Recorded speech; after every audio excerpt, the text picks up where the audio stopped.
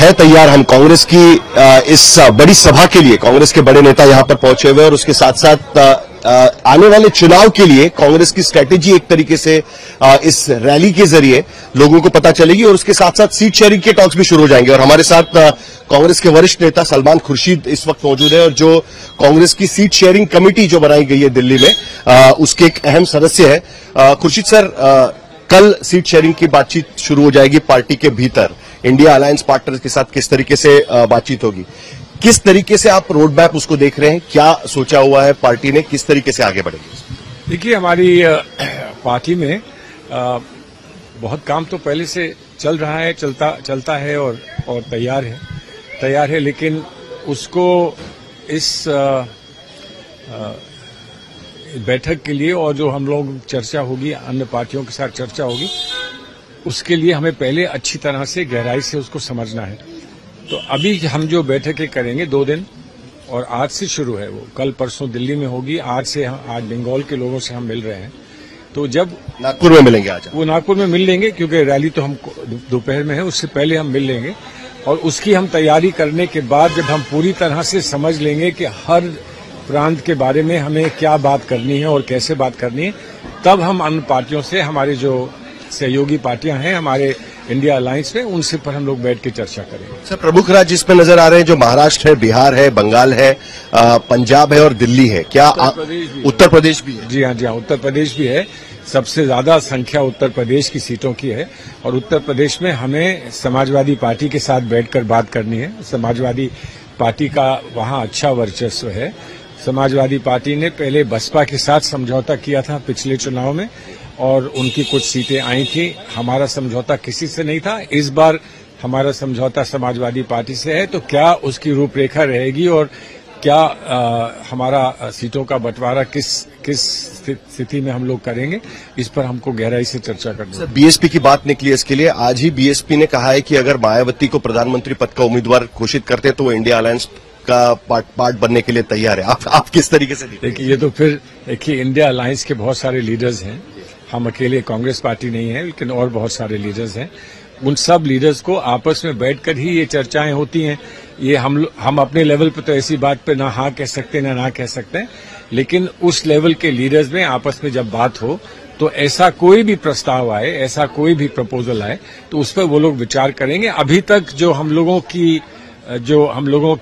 की स्थिति रही है, उसमें सबने ये कहा है कि पहले जीतने की बात करें, उसके बाद कौन हमारा चेहरा प्रधानमंत्री का बन सकता है, उसकी बात लीडर्स बैठकर आपस में करेंगे। सर, बिहार जैसे राज्य में पिछली बार जनता दल यूनाइटेड आपका हिस्सा नहीं था, आपके अलायंस का हिस्सा नहीं था, आपका आरजेडी के साथ अलायंस था।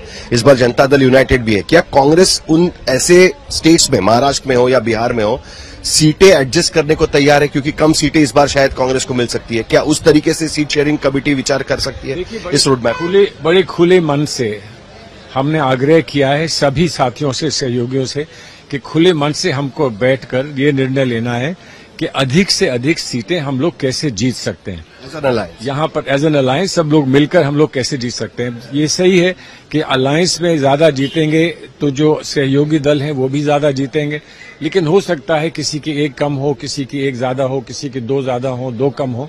इसी के लिए तो चर्चा करने की आवश्यकता है। खुले मन से करेंगे और इस विश्वास से करेंगे कि इसमें सबका फायदा है और ये नहीं होता है तो सबका नुकसान है।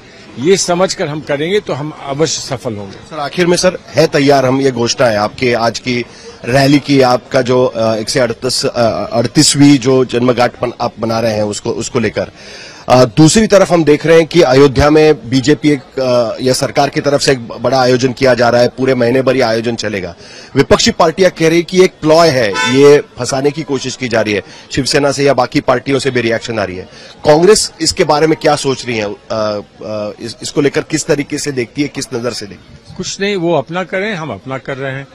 जो वास्तविकता, सच्चाई, सामाजिक सच्चाई है और जिसको देश इस समय प्राथमिकता देता है, आज किस बात को है, कल किस बात को है, चुनाव के समय किस बात को है, वो फिर सारा निर्णय लेगा। भगवान तो कहीं किसी की बपौती नहीं है ना, भगवान तो सबके लिए है। भगवान हो, परवरदिगार हो, अल्लाह हो, ईसा मसीह हो, वो सबके लिए है। किसी एक व्यक्ति विशेष के लिए नहीं है, एक विशेष पार्टी के लिए नहीं है, सबके ही है। और जब सबका जो है वो सबका ही रहेगा।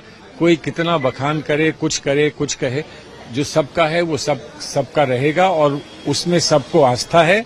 आस्था के अलग अलग समय पर अलग अलग प्रकार हुआ करते हैं। वो सब मिलकर इस देश को बनाते हैं, इस देश को बनाया है।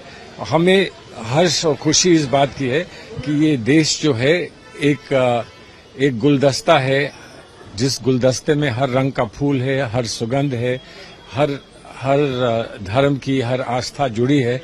और वो गुलदस्ता है जिसको हम भारतवर्ष कहते हैं। बड़ा इवेंट होगा, अब सारे मुख्यमंत्री वहां पर पहुंचेंगे, बीजेपी शासित राज्य के पूरी सरकार एक तरीके से वहां पर पहुंची हुई है।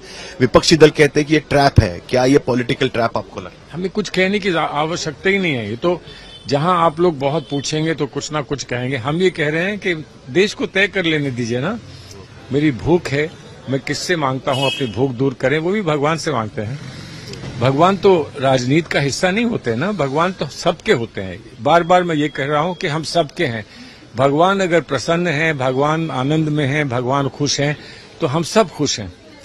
भगवान का नाम अलग अलग हो सकता है, भगवान हो सकते हैं, अल्लाह हो सकते हैं, ईसा मसीह हो सकते हैं, वाहेगुरु हो सकते हैं।